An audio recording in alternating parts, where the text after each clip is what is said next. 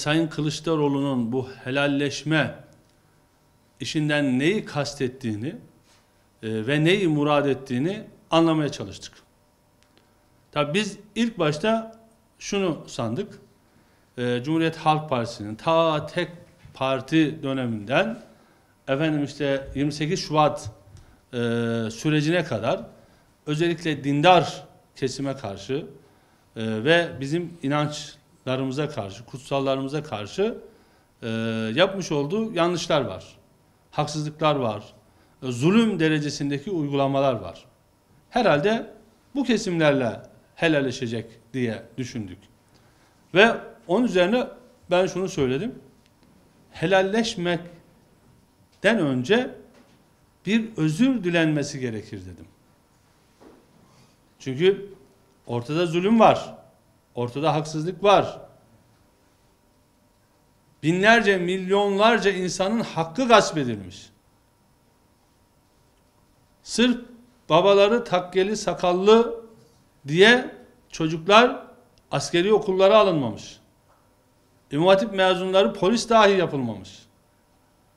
28 Şubat süreci ve daha önceki süreçlerde başörtülü olduğu için kızlarımız, hanım kardeşlerimiz üniversitelerden çıkarılmış. Meslekten atılmış. Şimdi onun için önce bir özür dilenmesi gerekir. Yani Sayın Kılıçdaroğlu Cumhuriyet Halk Partisi'nin bütün bakiyesini sırtına alıp bir helalleşme yapacaksa o zaman bir özür dilemesi gerekir. Çıkıp açıkça demesi gerekir ki biz bunları şu dönemlerde yaptık CHP olarak ve milletimizden özür diliyoruz. Af diliyoruz demesi lazım. Şimdi özür veya da af olmadan helalleşme olmaz. İkincisi, bakın o zulmün etkileri bugün hala devam ediyor. Hala devam ediyor. TÜSİAD'ın üyesi olan iş yerlerine bakın. Büyük iş yerlerine bakın. Beyaz yakalı dediğimiz çalışanlar arasında binlerce işçi çalıştıran bazı iş yerlerinde, fabrikalarında bir tane başörtülü yok. Bu neyin sonucu? Bu geçmişteki uygulamalar hala oralarda devam ediyor. Etkisi devam ediyor. Mesela gitsin Sayın Kılıçdaroğlu TÜSİAD'da bir konuşma yapsın. Desin ki artık bundan vazgeçin desin. Mesela CHP'nin yönettiği belediyeler, son seçimden sonra kazandığı belediyelerde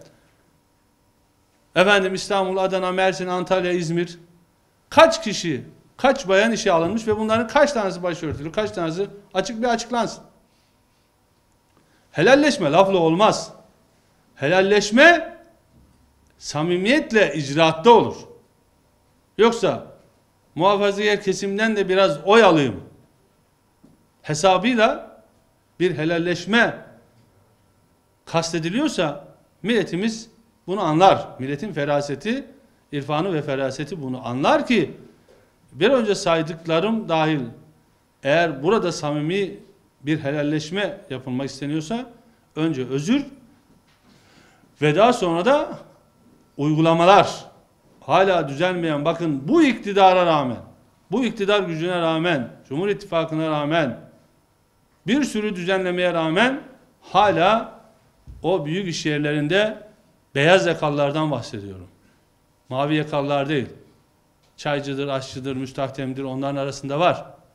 Ama beyaz yakalılara gidin, bakın bakalım 1000 tane beyaz yakalı var, bazılarında bir tane başörtülü yok. Hala bu ayrımcılık devam ediyor. Sayın Kılıçdaroğlu bunları görmüyor mu? Bunları görüyor. Sağ olun, var olun, Allah'a emanet olun.